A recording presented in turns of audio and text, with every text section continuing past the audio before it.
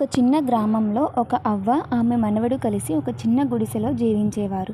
ఒకరోజు ఆమె వంట చేస్తుండగా మనవడు ఆమె దగ్గరకు వచ్చాడు. నానమ్మ, ఈ మధ్య నాకు ఒంట్లో అసలు బాగుండట్లేదు. తలనొప్పి, కడుపు నొప్పి, జ్వరం అన్నీ బాధిస్తున్నాయి. స్కూల్లో కూడా నాకు మార్కులు తక్కువగా వస్తున్నాయి. ఉపాధ్యాయులు తిడుతున్నారు. స్నేహితులు నాతో సరిగా మాట్లాడట్లేదు అని తన బాధలన్నింటినీ చెప్పాడు.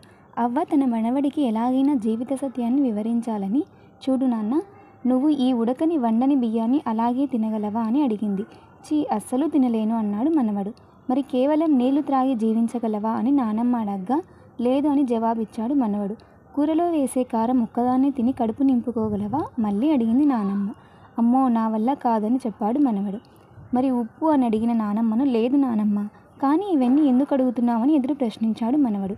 బాబు, బియ్యం, నీరు అన్నీ కలిస్తే అన్నం, ఉప్పు, కారం, కూరగాయలు కలిస్తే కూర అవుతాయి కదా. అదేవిధంగా బాధ, సంతోషం, కోపం, శాంతం ఇలా అన్నీ కలిస్తేనే అది జీవితం అవుతుంది. ఇదే జీవిత సత్యం అని చెప్పింది అవ్వ. మనవడు సంతోషించాడు. కథ నచ్చితే లైక్ చేయండి ఫ్రెండ్స్.